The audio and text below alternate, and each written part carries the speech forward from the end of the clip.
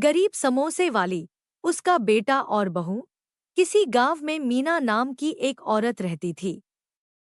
वह बहुत गरीब थी और अपनी जीविका चलाने के लिए समोसे बनाकर बेचती थी।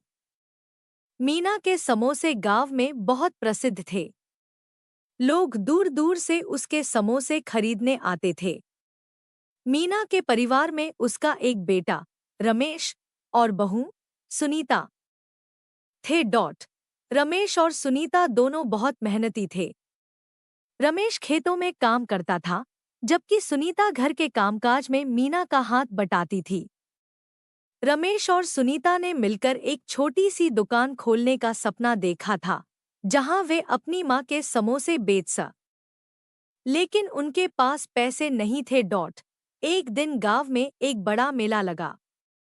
मीना ने सोचा कि अगर वह मेले में समोसे बेचेंगी तो शायद अच्छा पैसा कमा सके।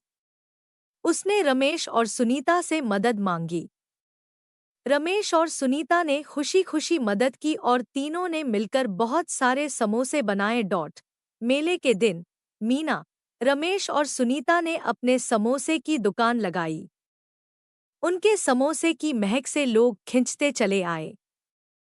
पूरे दिन समोसे बिकते रहे और उन्होंने अच्छी खासी कमाई की। उस दिन की कमाई से उन्होंने अपने सपने की दुकान खोलने के लिए पैसे जमा किए। कुछ महीनों बाद रमेश और सुनीता ने अपने सपने की दुकान खोली।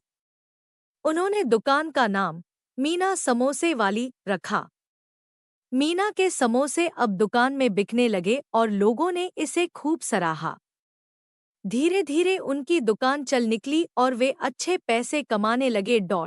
मीना, रमेश और सुनीता की मेहनत और लगन ने उन्हें गरीबी से उबार दिया। अब वे सुखी और संपन्न जीवन जीने लगे।